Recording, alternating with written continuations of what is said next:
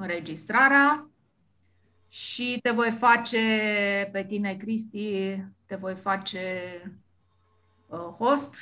Așa, foarte bine. Că m-ai pus să fac prezentarea, am făcut. Dar acum colegul... Eu am zis cum vrei. Exact.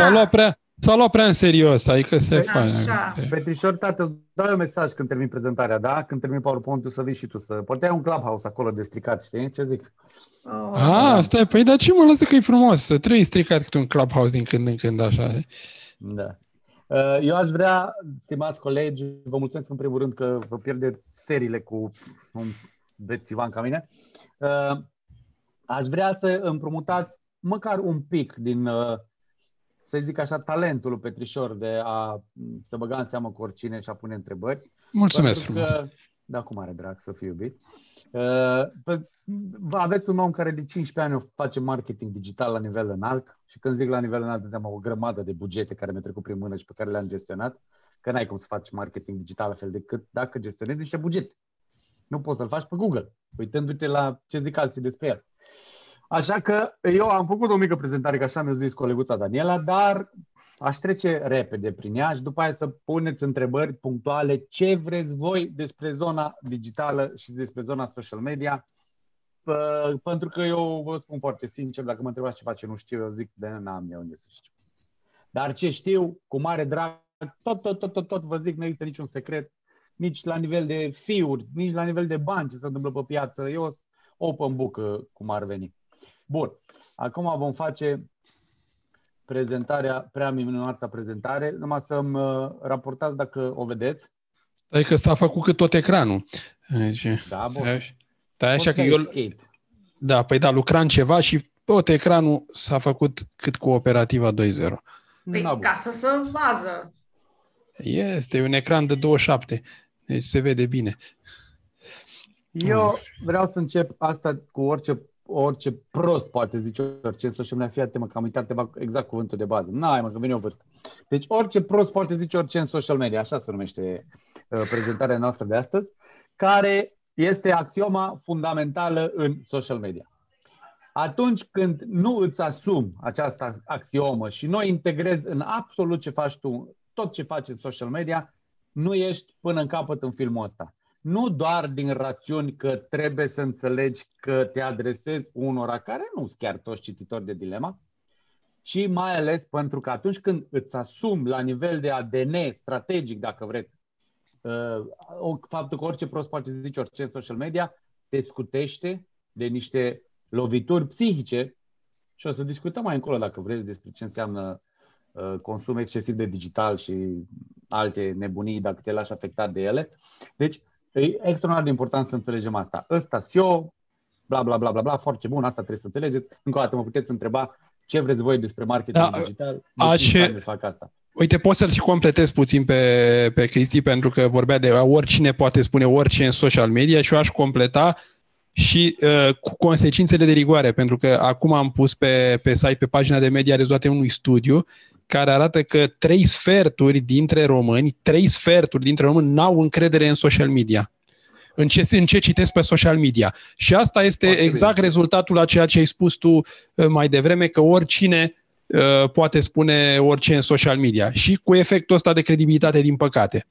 Dar o citesc, sunt pe social media toată ziua. Da, dar efectul ăsta îl resimțim toți, și cei care facem treaba cum trebuie. Deci asta e marea problemă, pentru că lumea vede social media ca pe un tot, nu? Dacă vreți, mai încolo intrăm și în discuția asta de ce stă românul în social media, luăm fiecare rețea socială în parte, există anumite motive pentru care stau românii în social media pe Facebook, anumite pe LinkedIn, anumite pe TikTok, anumite pe Clubhouse, le putem lua pe fiecare în parte, iar studiul ăsta îmi confirmă ce zic eu de extraordinar de multă vreme. Social media în curând o să fie un fel de bule în bule, unde ne protejăm unii de alții și putem intra și în ceea ce înseamnă filozofia social media, în ceea ce cred eu că o să fie social media mai încolo. Putem vorbi 2 săptămâni. Product placement, așa, se putea. Și despre influencer marketing din România e extraordinar de bună, pe românește. Dacă vrei să înțelegi ce înseamnă influencer ăștia ca resursă, e foarte, foarte bună. Și e scrisă cu font mare, să știți, deci se citește ușor. E cu font mare, să pară că are multe pagini așa. Eu m-am gândit și la ăștia mai bătrâni, mă. Așa e, așa e. Cu alea, Exact. Ăștia Am peste tentat să- 40. Exact. Am fost tentat să pun și de alea de colorat, știi, dar nu, las. Bun. Da. Foarte important să privim lucrurile dintr-o perspectivă corectă, ca să zic așa. De cele mai multe ori, când ne uităm la un domeniu pe care nu-l cunoaștem foarte bine, suntem ca rinocerul ăsta. E bună, e Foarte bună. biased tocmai pentru că noi știm face ceva foarte bine și aplicăm regulile pe care le-am învățat noi făcând lucrul ăla în domeniul la care ne uităm. Și de foarte multe ori greșim. Apropo, vă recomand, apropo de cărți, Bobby Duffy, Pericolele percepției. Carte care are subtitlu De ce ne înșelăm aproape întotdeauna. Mie mi s-a părut excelentă, că eu bănuiam că sunt mai tâmpit decât cred. Cartea aia mi-a explicat de ce. De ce cred și că e adevărat asta. Deci e foarte important. Eu, din ce în ce mai, pe măsură ce îmbătrânesc, îmi place să privesc foarte mult lucrurile dintr-o perspectivă cât mai îndepărtată și să le pun pe toate în context. Un efort foarte mare să faci asta, dar extraordinar de important. Pentru că am ajuns la un butoi. Știi? Noi bețivanii ne place nouă bețivanilor ne place să discutăm în termeni de clondirașe, canistre, butoiașe, de astea. Din punctul meu de vedere, am ajuns în momentul în care cam despre asta e vorba. Dacă, să zicem, ăsta e butoiul în care tu vrei să faci ceva în social media sau în marketing, putem extinde și în viața fiecăruia dintre noi, dar rămâne la social media, că despre asta discutăm. Am ajuns în punctul în care să ne imaginăm că fiecare de-aia scândură de-aia de la butoi reprezintă un skill, o abilitate pe care avem, un ceva ce știm noi face. Știm scrie foarte bine, scândura e înaltă rău. Știm face un video foarte bine, extraordinar, scândura e înaltă rău. Și toate skill-urile alea pe care le sunt înalte. Numai că ce ne-a arătat de multă vreme încoace toată lumea asta digitală, că există o scândură de aia foarte mică, care e social media de cele mai multe ori. Oricât ai încercat tu să torni în butoiul ăla care se numește ce vrei tu să faci în meseria ta, în marketingul tău, în ce vrei tu, pe acolo se scurge apa. Și nu crește treaba. Nu crește, nu poți să umpli butoiul. Eu nu zic că e bine, nu zic că e rău. Eu zic că aici s-a ajuns. Și discutăm un pic mai încolo dacă vreți de ce. Uitați-vă la oul ăsta, ca să înțelegeți că trăim în lumea în care oul ăsta e recordman mondial, vorba bine, deține recordul mondial la cele mai multe like-uri pe Instagram. Un ou. N-are nimic artistic. E un ou, frate. Și o găină din Poplaca putea să-l facă. Dar, de ce are ăsta cele mai multe like-uri? Pentru că au avut o poveste. Au creat niște băieți contul ăsta, World Record Egg, ca să depășească numărul de like-uri a uneia de astea, Kardashian sau de astea, ceva bimbă din America. Da?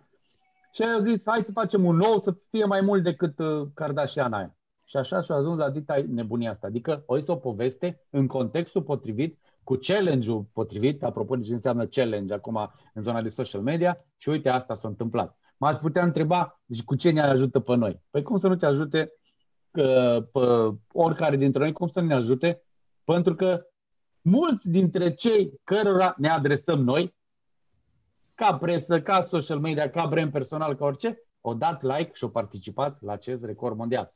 Cum să nu ne ajute pe noi să înțelegem că așa gândesc cei cărora noi vrem să le trimitem mesaje, cei cărora, într-un fel sau altul, noi vrem să le vindem conținutul pe care noi îl creăm. Deci, din punctul ăsta de vedere, mi se pare extrem de important.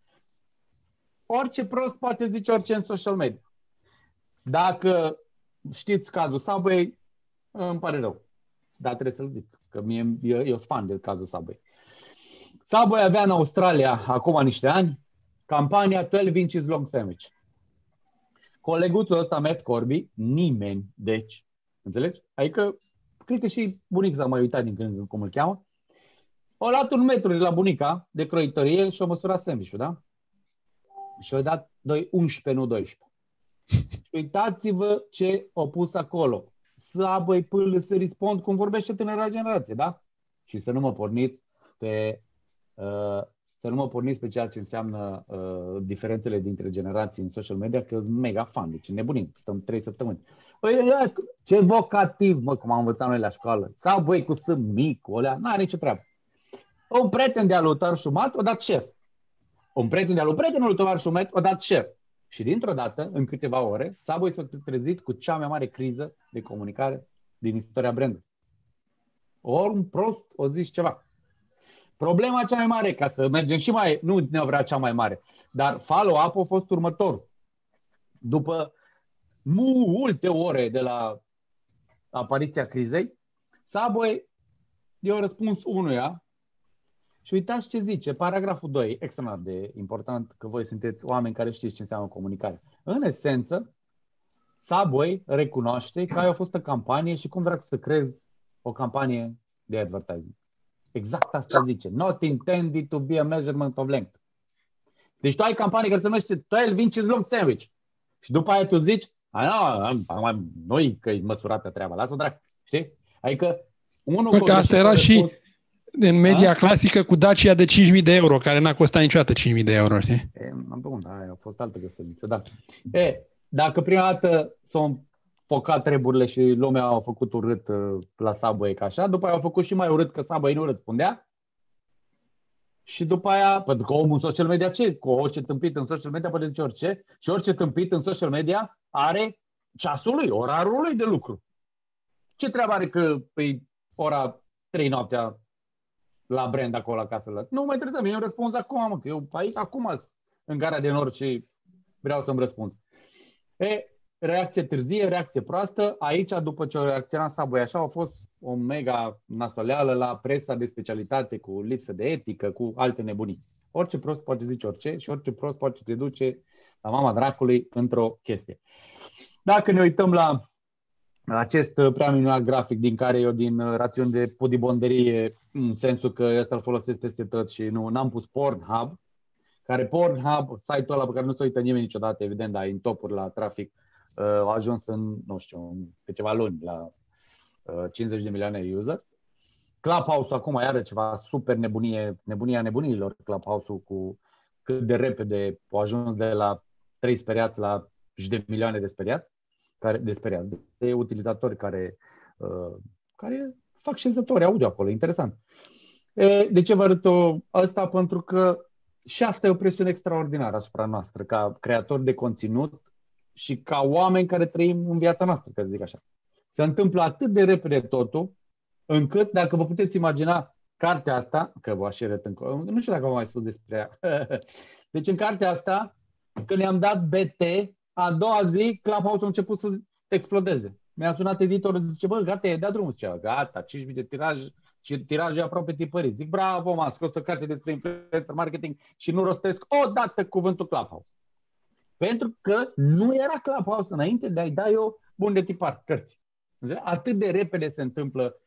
De ce e bine să înțelegem asta? Păi e bine să înțelegem asta pentru că dacă noi, care suntem profesioniști în comunicare, jurnaliști, bloggeri, influenceri, specialiști, antropologi, chiar o grămadă de oameni, că am vorbit și cu antropologi, a fost senzațional workshop cu antropologii.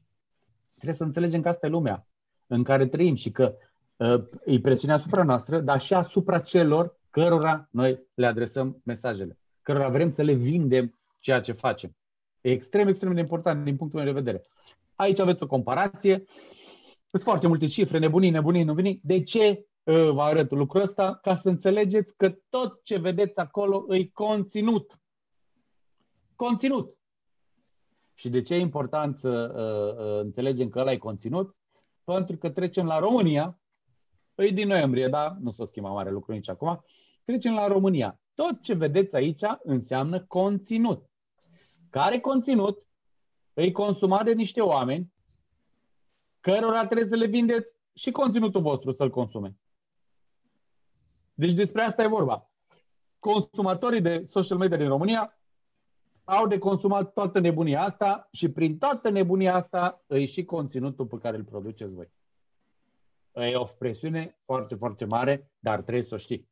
Eu nu sunt ăsta motivațional, Eu nu vin să zic las ca fi bine, că nu mă pricep. Eu vin și să vă zic, asta e situația, fraților, plouă afară. Nu putem opri ploaia. Putem să ne cumpărăm o umbrelă, o pungă, sau să stăm în casă, sau să facem altceva, să încercăm să vedem ce facem. Nu putem opri. Asta e situația, asta e realitatea. Toată nebunia asta înseamnă conținut. Iar conținutul vostru intră în concurență cu conținutul ăsta. Bun.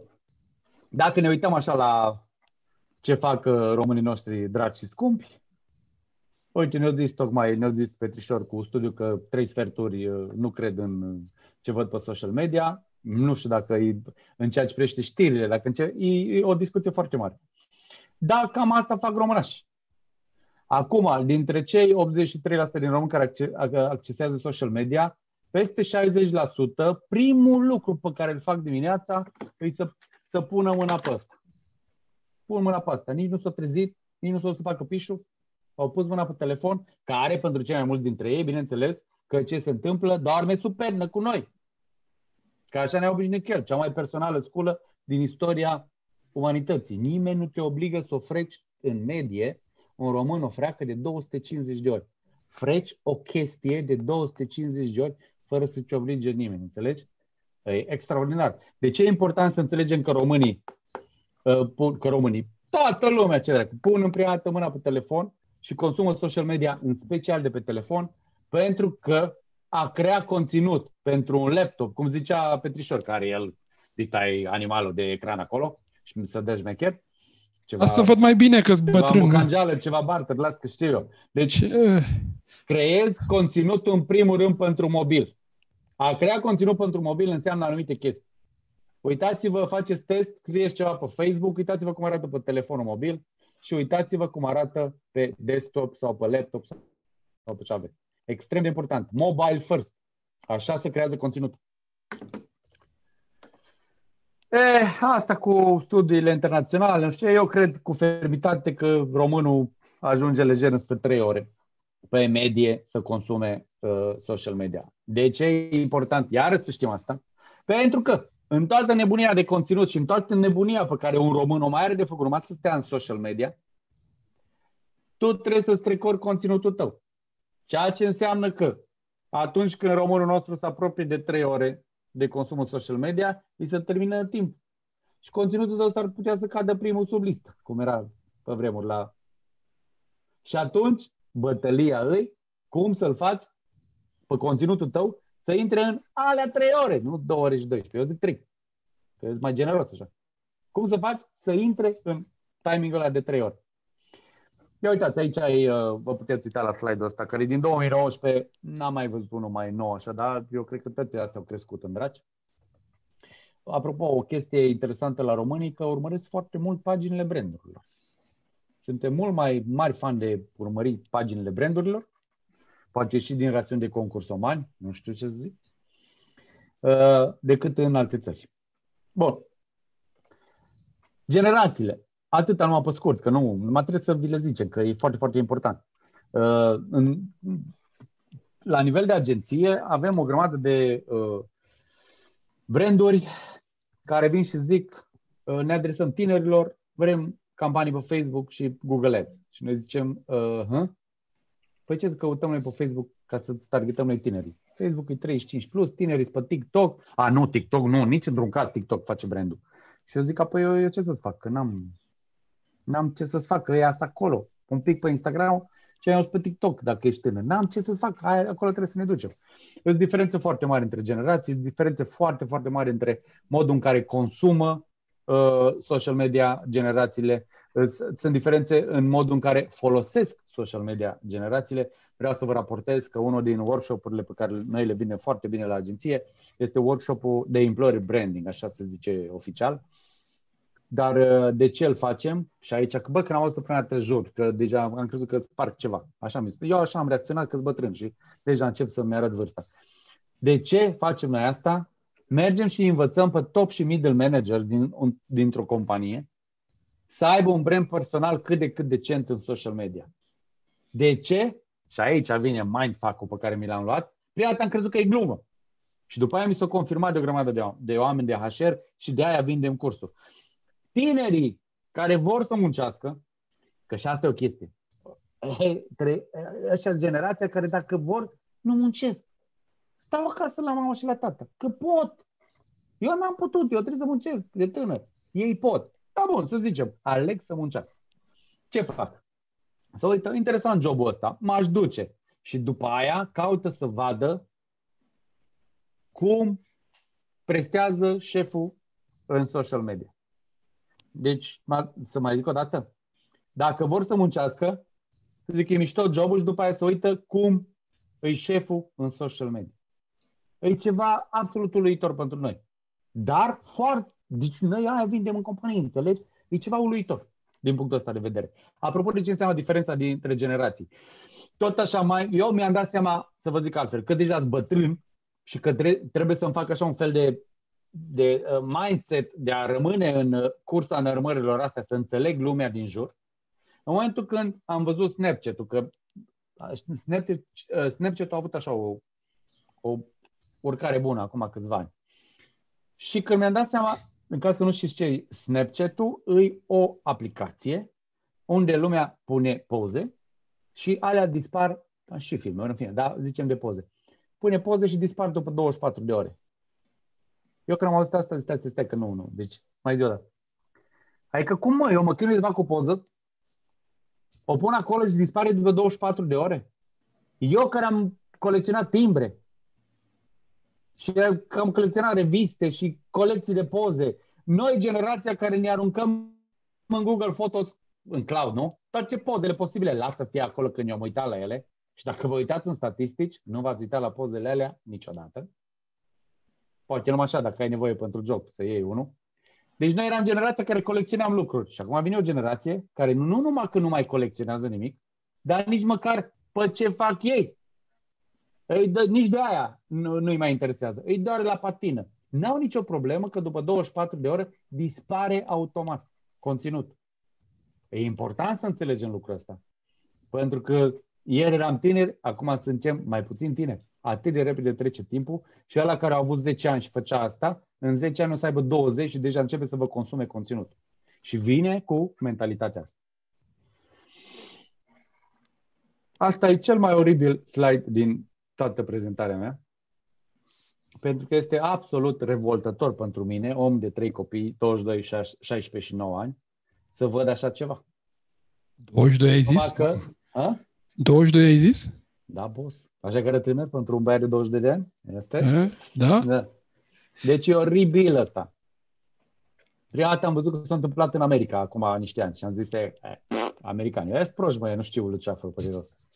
Adică, și după aia am văzut că vine la noi. Și la noi se întâmplă în continuare asta. La asta e cu electrocasnice mari și alea nu știu, dar de fapt se întâmplă peste tot. Și aici e o întreagă filozofie, psihologie, antropologie, dacă vreți, ce înseamnă review-urile în viața noastră și în viața brandurilor. E o conferință întreagă se poate face pe tema asta. Încă o dată, revenim la ce înseamnă concurența în social media. E foarte interesant că zicem, nu știu, dacă vorbim cu colegii de la TVR, eu să zic, care e concurența ta în social media? Dragă TVR, pe cum, care realitatea, pro și da, mă. Da. Vă dați seama că eu mă trezesc dimineața, eu, omul, românul simplu, deschid